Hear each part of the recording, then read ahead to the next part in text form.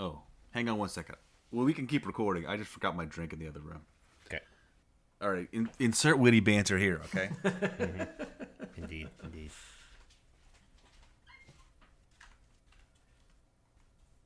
So what are your thoughts on the current Israeli-Palestine conflict? Can you be succinct in your response? Yeah, so just prepare to... It'll be great. It'll be perfect. Y'all motherfuckers don't watch us play throughout the year, to tell you the truth. I'm gonna be real with you, and I don't care if I get fined.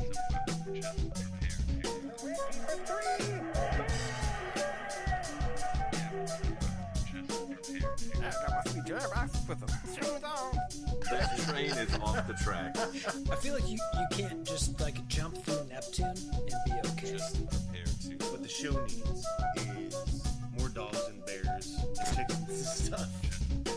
Yeah, so just prepare to be awash in unbeatable goodness. Welcome, Pacers fans. You were listening to the Undebeatables, your semi-weekly Pacers podcast. This is episode 694. Coming to you from Indianapolis, Indiana. I'm your host, Joey Gaffrida, the man behind the dials. This show, we're going to play a new game. We got a stat of the week, and we'll get you an Undegooglable. Joining me this show are two of our three analysts, coast to coast, like buttered toast. First, from the high school home of Jamison Brewer, Silver Spring, Maryland, it's the doctor, Jason Triplett. What is up, Pacers fans? What is up? Undebeatables, shout out to witty headline writers. Just great work. From Tacoma, Washington, out west, it's our enforcer, John Harper. What is going on, fellas? Hope everybody had a great Easter. I can't believe we're less than 2 weeks to the end of the season. Yeah, coming down to the end of the line here pretty quickly. Well, before we get into the show, would like to remind listeners that they can support us, the longest running Pacers podcast, by heading over to patreon.com/undebeatables. You can support us for as little as $1 per month. Don't want to we're not going to do like a pledge drive or anything or beat you over the head with ads or anything, but that is how you can support us. I do appreciate the people that have done so. And if you don't have the money or it's not in your budget at the moment, you can tell a friend. I'm sorry, was beating people over the head an option? You didn't tell me this was an option. We have an enforcer on staff. You seem overworked right now, and I want to dial back your workload. That's all. I mean, that's why Joey is manager of the year. Yeah, you know? exactly.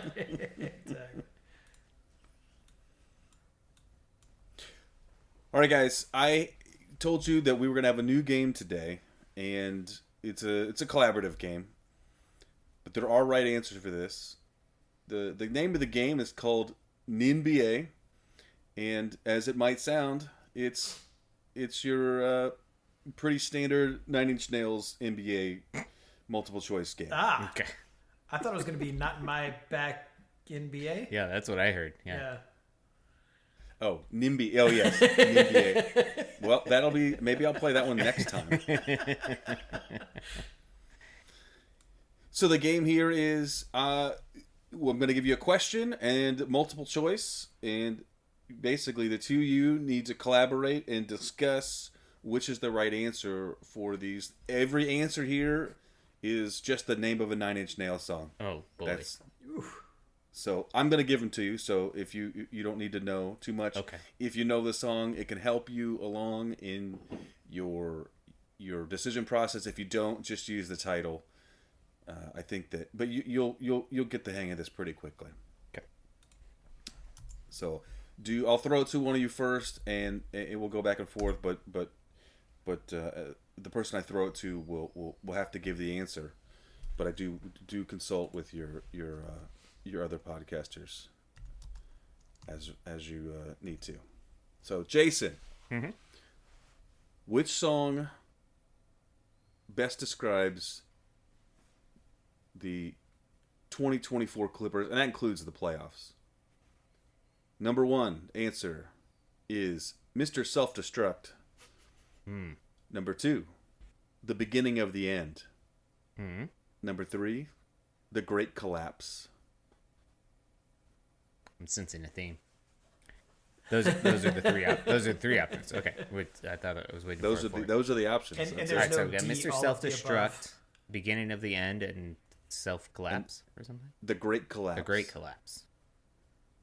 All right, so this is the 2024 Clippers, including the playoffs, which we don't know what will happen yet. But we we know. assume with Paul George and James Harden involved that there And will be Russell some Westbrook. sort of and Russell Westbrook. Russell Westbrook.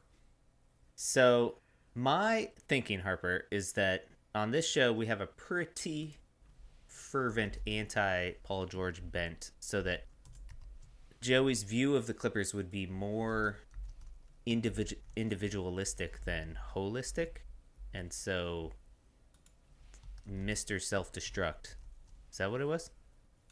Mr. Self-Destruct. That's Yeah. right. Is probably the front runner for me. Any could be applicable though. Yeah. Well, my first thought was the beginning of the end. My fear, my deep-seated fear, is that somehow Paul George makes his way back to the Pacers. But first he has to be jettisoned from the corpse of what will be the LA Clippers after this season. But I like yours better. That's just my own paranoia at work. Right. I mean, because the Great Collapse is basically, that's a given.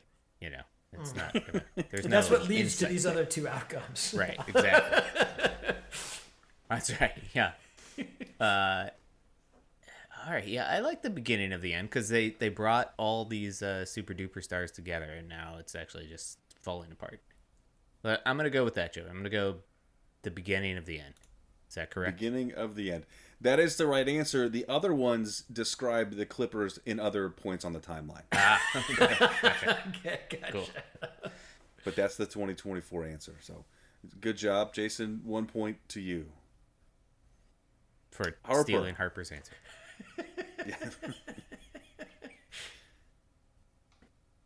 Which Nine Inch Nails song best describes Domantas Sabonis playing for the Kings? First one, Can I Stay Here? Number 2, Run Like Hell. Number 3, So Tired. Ooh, that is a tough one.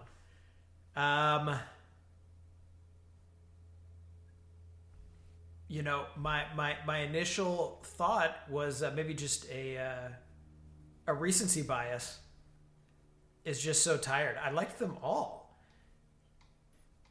but I think that there was just a major injury on one of that team too, so they're gonna be leaning even heavier than they have been on the poor big man.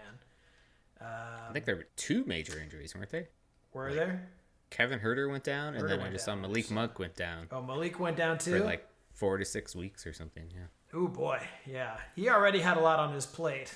What are you seeing here, Jason? Yeah, I like that. I like the So Tired thing, but I also like. Can I stay here?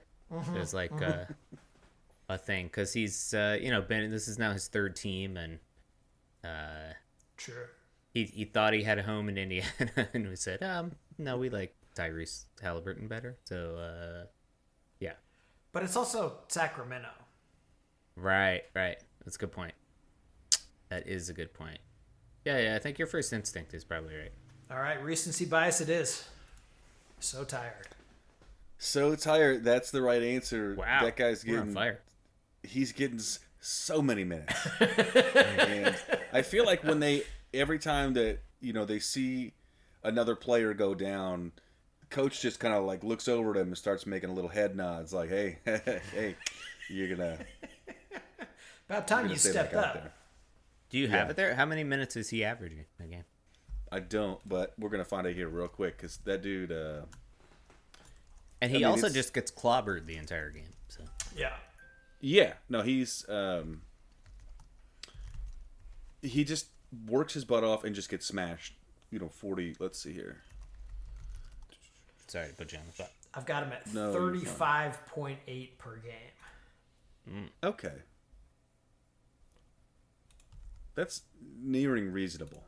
I mean, is it? It's a lot. Especially it's a for lot, a but big It's not DeMar DeRozan levels, but Yeah. All right. 2 for 2, guys. Number 3 for Jason here. Mm-hmm. Which Nine Inch Nails song best describes the Pascal Siakam trade? Ooh. First one, Temp Fix. Mm. Number 2, A Warm Place. Number 3, Was It Worth It? Interesting. Well, I'm gonna rule out Temp Fix Okay. right away. Week 'cause was I too think- good. Week was too Yeah. good for the big man. and I think we're gonna sign him to a long-term deal, hopefully, this summer. Was it worth it? Seems like the simple answer is yes. So I don't know why it's still a question. So I'm gonna go with, what was it? Warm feeling? A warm place. A Warm Place. A warm place. Yeah, let's go with that. I think a warm place. What do you think, Harper? I think it's a double entendre, and I love it when we use a thing to mean two things. Yeah. All right, let's go with that. A warm place. A Warm Place. You got it. Nice. Yeah, I think this Siakam trade is really, I think, shown off Siakam's skills really well, as from his side as well. He's doing a lot of good work, and I think, well, this is a contract year for him, right? So we need to re-sign him, and so I think that we need to build that warm place for him. You want the warm fuzzies going both ways. That's right. Well, yeah, Going and I into think next he season. brings what we've seen over this last stretch. Is he brings the veteranship that we are sorely lacking on this team, right? I mean, we have a lot of great young players. We have a budding super duper star in Tyrese Halliburton, but we had a couple adults in the room, but not like in that leadership echelon. And I think he now is there, and he's the way he's been balling out and just bringing the effort every night, I think is going to pay a lot of dividends. Oh down the yeah, road. yeah. I mean, he's been in double figures in every game since the trade, which is fantastic. I was looking up his pick and roll numbers with Halliburton, and while Miles Turner is far and away the best recipient of pick and rolls with Halliburton, and Siakam's pick and roll ends up with Halliburton crushing stuff. Like, he's already above what everyone else has done on the team by a long stretch. So Interesting. yeah. Okay. So they are a good pick and roll duo. It just turns out that Halliburton tends to be the recipient often in those, and that's a good thing too. If there's an easy way for us to get Halliburton going, it seems like they're comfortable playing that game on people. So. For sure. And I'm with you. The accountability is just huge. Defensively, we need a guy like that. And I felt that Siakam is being kind of the emergency blanket for Halliburton, because we've seen all year, I've noticed it much more, where he'll jump and then it's like, all right, what are we doing here? And I feel like he can, if he sees Siakam kind of, particularly in the crunch time, he can just let me just get it here, and then something good is going to happen, and it usually does. Yep. And when the offense breaks down, he is perfectly happy just dribbling the ball and creating a shot for himself, which Right. Yep. is very difficult to do consistently in a league with this level of players, but he does it, and boy does it matter. All right, moving on to question 4, Harper. Which song will best describe Tyrese Halliburton's career at the end? First option, Not What It Seems Like. Second option, just like you imagined. Mm. Option 3, hyperpower. Yeah, I'm starting to think that my recency bias is never going to be overcome at all. I don't know what that means, but I like it very much, and I'm taking it. Your hyperpower? Yeah, hell yeah, hyperpower. That is a pretty sweet power. You got it. Hyperpower. I don't think That I is the really right got answer. it. I think he changed it at the end so that we'd be tied going into the fifth one. That's what Very Coulson-esque move. I'll take it. All right, since Is we're there, tied... so before we move on, Yeah. we all I think have warm fuzzies when it comes to foreseeing what's going to happen with Tyrese Halliburton. How conflicted do you find yourselves, like, or how guarded, I guess, are you, based on recent history of super duper stars, multi all-star, talented players jettisoning themselves from the Pacers? Do you find yourself like not trying, like I really like Tyrese, but I'm, Yeah. I've been been scarred hurt before. before. I'm not gonna I'm playing the slow game here. My hope is that he just wants to be here.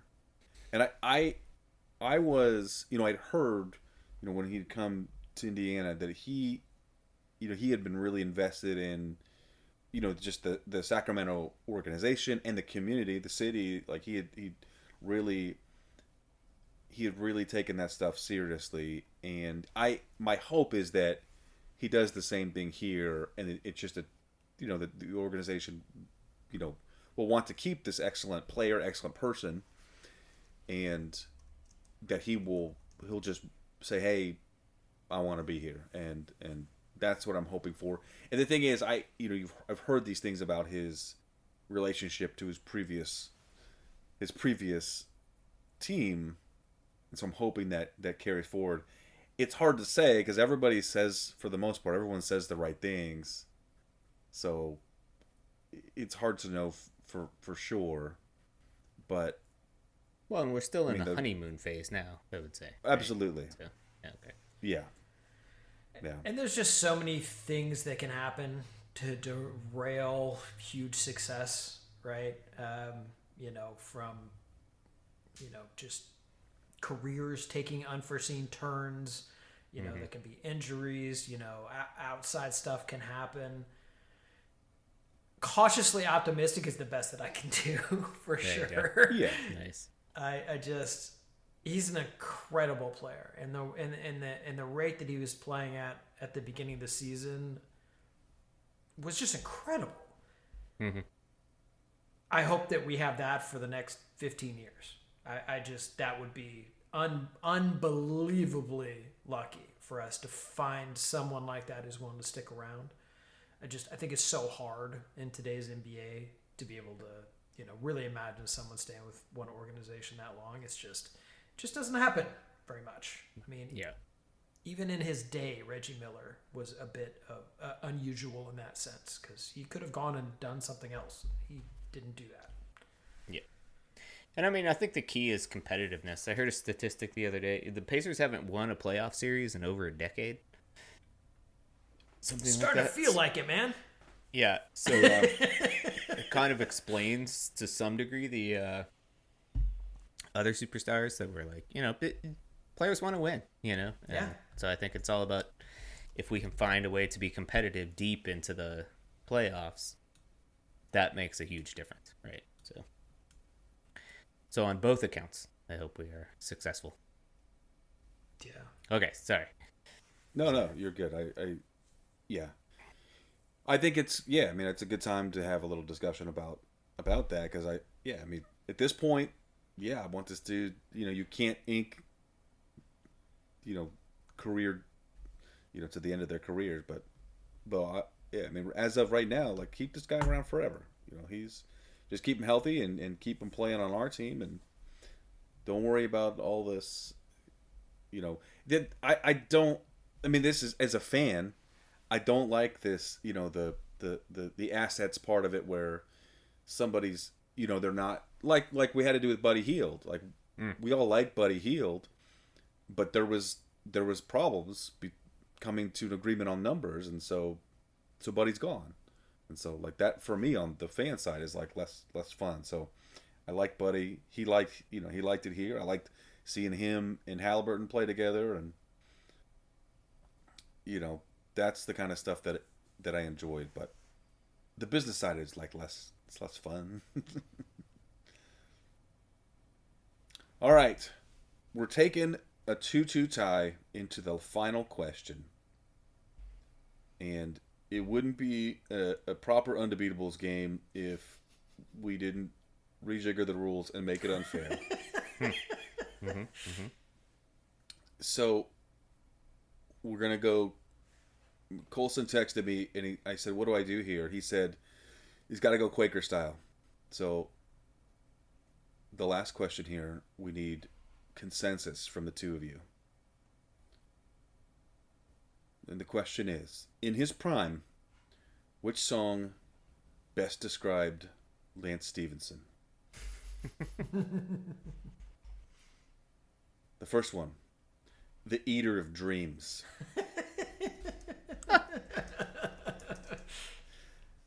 Number 2, Another Version of the Truth.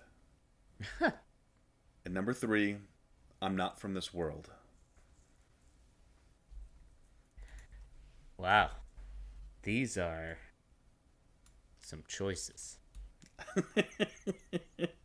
Can you say them again? Yeah, let's do that again. I can. Okay. Yes. The first one is The Eater of Dreams. Eater of Dreams. Eater of Dreams. Wow. Number 2, Another Version of the Truth. And number 3, I'm Not From This World. So I'm going to eliminate Harper, Another Version of the Truth, because that would imply that he's Paul Pierce 2.0. And I think that Lance Stevenson, in Joey's mind for sure, is in a category unto his own. Right? I in fact thought that one of the song titles might be Only, because there's only Lance. So yeah, I'm with you. We should cross that one off. Okay, that one's off. And so then we have Eater of Dreams, which I don't even know what that means. And what was the last one, Joey? I'm not from this world. I'm Not From This World. I'm leaning that way, based on the uniqueness that is Lance Stevenson.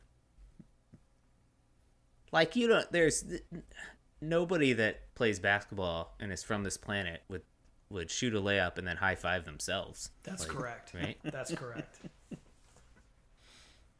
Are you with me on that? We'll go with that one.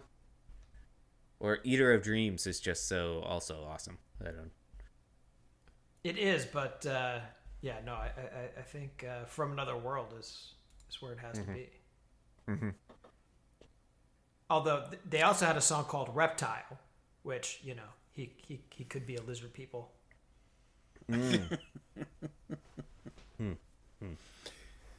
Well, guys, you did it. He is an eater of dreams, but is not the eater of dreams.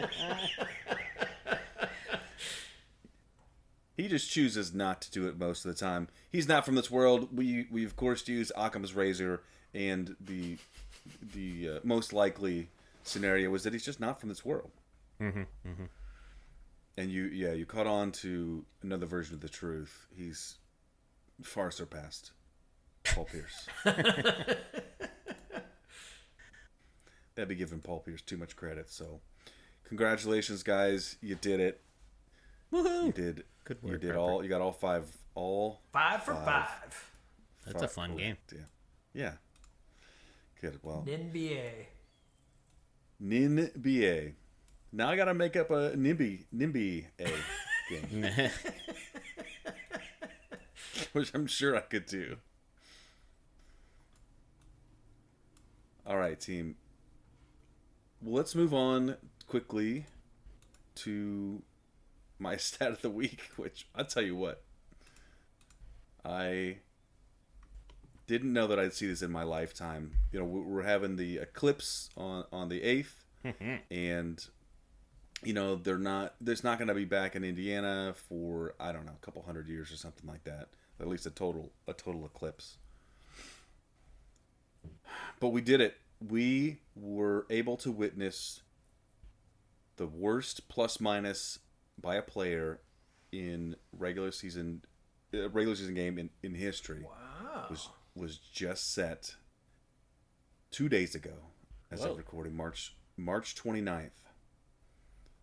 Was this in that like 60-point win? I forget. I saw it's in the Heat like win by 60 points or something like that. No. Yep, I think you're onto it here. The Heat played the Blazers. That's what it was. And Yeah. the final score was 142 to 82. Ooh.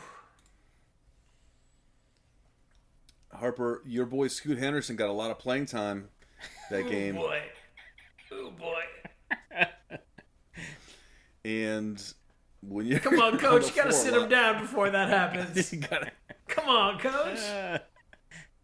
So we got a problem here because his plus minus. Actually, I want to throw it out to you guys. Harper, where do you think the worst all time is that Scoot Henderson picked up in this game? I mean, you can't be. You can't be. Oh God. Minus 40. I feel like I'm in Mr. Rigby's class. Minus 40. JT, where are you at? Can I cheat and ask what the previous record was? You can. And the previous record was minus 57. Oh my Whoa. God. Wow. Oh my God. I'm gonna say that in an amazing feat, Scoot actually was more than the total deficit and was Yeah. a minus 61. You're close, but he was just one over at minus 58 on the day. Oh wow. Gosh. And That I'm is looking intense. at the. Come on. I'm looking at Chauncey. the. Yeah. Also, he has the number 3 at negative 56. He's tied, so he's on this list twice. Oh man. Chauncey's just killing his Chauncey is real just blocks plus minus. destroying him right now. So yeah, in that game where he had minus 58, he was on the floor for 41 minutes. He dropped 20 of his own, and then had 20 points, 6 rebounds, 6 assists, 2 steals, 1 block, 7 turnovers. Oh jeez. But Scoot is in the record books.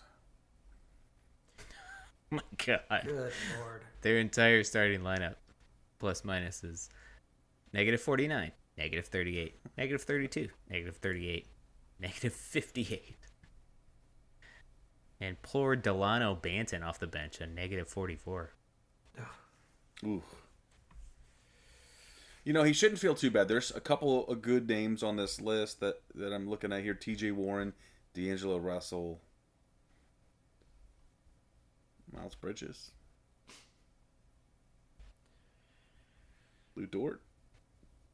Anyway. Chet Holmgren on the season is plus 383. Wow. Yeah. Obviously, it leads all rookies. It's also better than all but 3 teams. The Celtics, Wow. Thunder, and Timberwolves. That's really impressive. Yeah, he's like the anti-Scoot. He's like, I could wipe that out in just a couple games.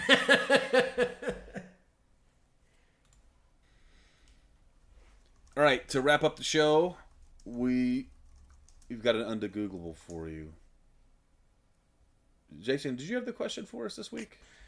I did, yeah. I forget when we were talking about this. I think maybe Ethan had a day off of school, or we were keeping him home for some reason, and we were talking about playing hooky. And we didn't... Oh, yeah, we were explaining to him what playing hooky meant. And we were like, yeah, it's, you're out of school, but you're not really sick. You just do whatever. But we were like, where does that even come from? Why is hooky mean not doing the thing you're supposed to do? Why are you playing it? And to begin, how do you spell it? How do you spell hooky? Is it Hooky or IE? I'd have gone with IE, but I'm not actually sure I've ever seen this word written. I wrote it as IE in my notes as well. But I thought it was Y. Okay. Hooky. And you're playing the hooky. You're playing hooky. Now, it's not, Yeah. to my mind, it's not just doing something you're not supposed to be doing, specifically just that one thing, right?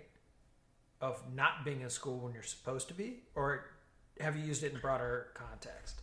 I have used it in reference to work, like if I'm, which I, if anybody's listening that has been a manager, I've never done this before. Obviously. If I were to take a day off and not work, I would call that playing hooky. Sure. But same idea. You're supposed to be in a place and you're not Correct. in said place. Correct. Yeah. Okay. Yeah, I'm with you. It's definitely school or work, one of the two. And it's an intentional dodging of, attendance. Right. Okay. I say attendance as opposed to like activity or other responsibility that you're supposed to do or something. All right. Yeah. I agree with that distinction. Yeah. Yeah. So So what is the hook? Is it related to an actual hook? So my first thought is that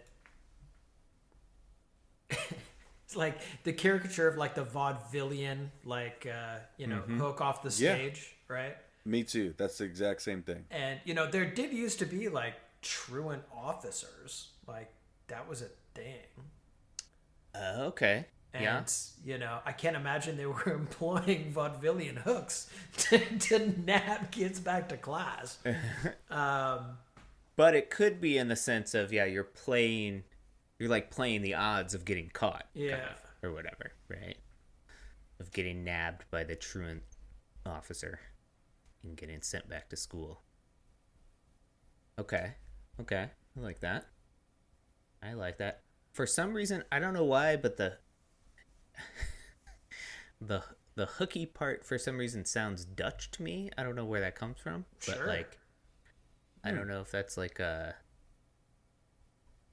don't know. Or are hookahs involved in this? It can be. If you do it right. That's right.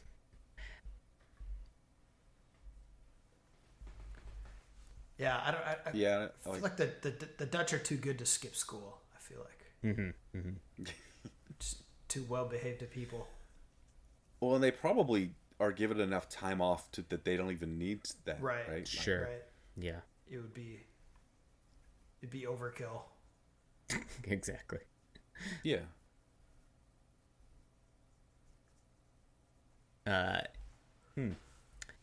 So we're thinking this is all right. So following our thread of thought, if it's truant officers, when are truant officers at their peak? This is like in the 50s, 60s, 40s, 50s, 60s. What do you think? I'm less familiar with the truant officer. Is it just like a police officer that's only trying to like find kids that aren't going to school? I believe it would be like, like now they have what are called school resource officers, which are basically like security guards at a school. So it would be employed by the school. And, during the school day, once all the kids are in class, that person doesn't have a ton to do except go out and find the kids that aren't there. Sure. But like I'm thinking, the reason I say that time frame is it's beyond the point where everybody's working on farms and going to school is just like whatever. All right, great, you went to school, awesome. And like it's become probably mandated by that point, right?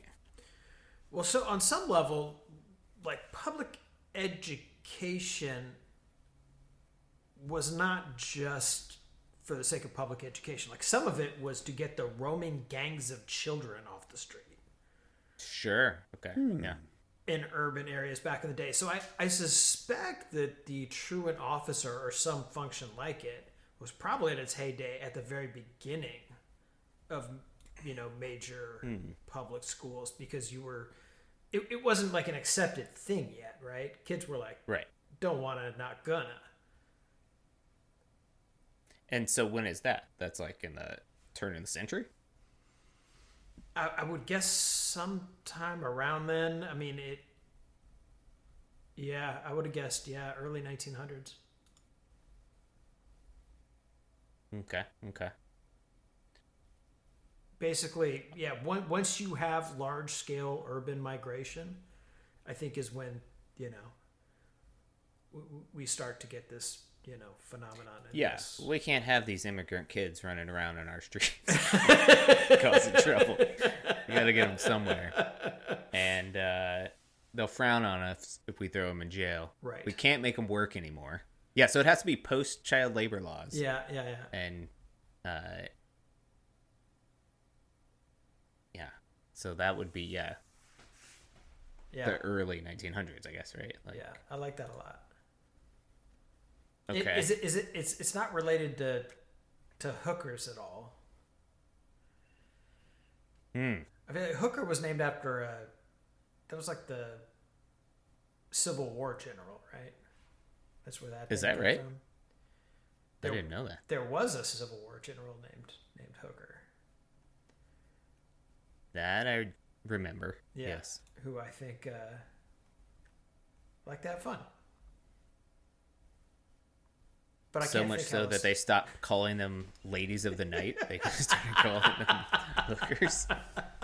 If you rename an entire industry, The unlock oldest something. industry. mind you. right. That's impressive. That is impressive. It's Wilt Chamberlain-esque, I would say. Yeah. All right, so let's go. And this is an American thing, we think? I would guess so. Or Dutch. Or Dutch. Or Dutch. Yeah, Or I could see American Dutch. Industrial Revolution, Yeah. post-child labor laws, like Britain, Yeah. like being like, we got to get these urchins off the street. Sure. They're doing the same thing that we are. They're like, we gotta get these roaming bands of children. We can't make them risk their tiny little fingers anymore. So I guess we'll teach them how to read.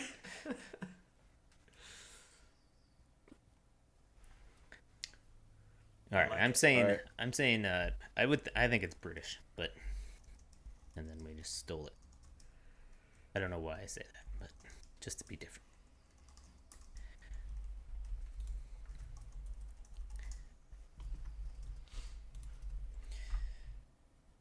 Well, Jason, I think you were onto something. From on the Dutch thing. Oh wow, interesting. At least what I'm seeing here is that the roots seem to be from at least this one vocabulary.com is saying that phrase comes from 19th century New York City slang, and it's thought to have its roots in the Dutch word hokje, or hide and seek. Really? Crazy. Maybe I learned that at some point and it's stuck in the back of my head. That's weird. And they're spelling it with a Y. Hooky, and that's Yeah. how I would think that it was spelled. So Yeah. yeah. So Gemini seems to think that hokje means little corner or nook. So you're like hiding in a little nook. Yeah, cutting classes and hiding out to avoid detection. The Dutch played a significant role in founding New York, where its first known use occurred. Hook equals steal. Another suggestion is it stems from an Old English slang term hook, which meant to steal. Skipping school could be seen as stealing time away from your obligations. Or maybe you were using that time to just steal shit. And it seems like it's much earlier than we said. It's like early to mid 19th century. Yeah. Wow. Yeah, I think.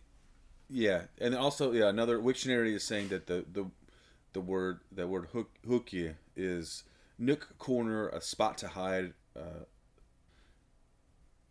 So, I mean, it's the same same idea where you're hiding from your responsibilities, wherever that may be. And it seems to have originated amongst schoolboys. Yeah. So in Dictionary of Americanisms from 1848, John Russell Bartlett defined it as to play hooky is to play truant, a term used among schoolboys. All right. Hookya. Heck yeah.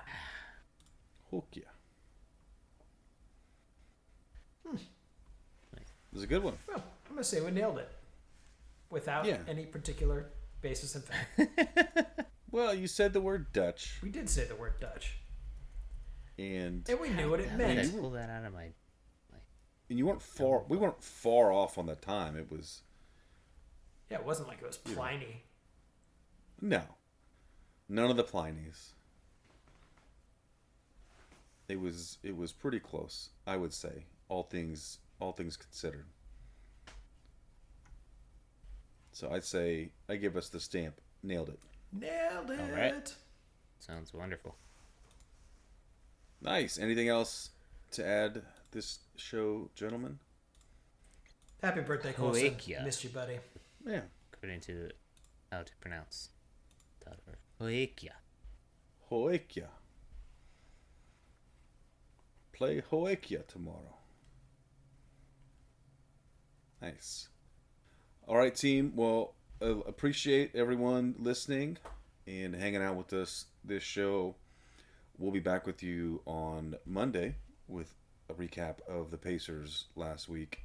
Until then, you can find us on social media. We are on Twitter at Undebeatables. We're on Facebook.com/The Undebeatables. Our website is theundebeatables.com. There's a contact form there. You can use that to send us a message and email. Shout out at theundebeatables.com, and at the website /store is where the merch lives. Get yourself a medium. And then go play Hoekja. For the architect, Donnie Walsh, the Hall of Fame mascot, Boomer, and our once and always Hall of Fame head coach, Bobby Slick Leonard. Turn out the lights, the party's over. Go play hooky.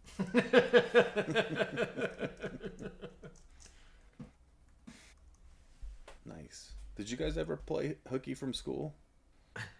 Sure. We're after the show, so you can't get in trouble now. I cut my first class in, I think, 4th grade. Oh, wow. So I was an early adopter of this. Nice. Yeah, I think it took me till I was like a junior in high school. But I waited till college, and I took then you had a bunch of pent up hookieism. I did. Yeah, I took it very seriously. Maybe I should have done that a little bit more earlier. Anyway.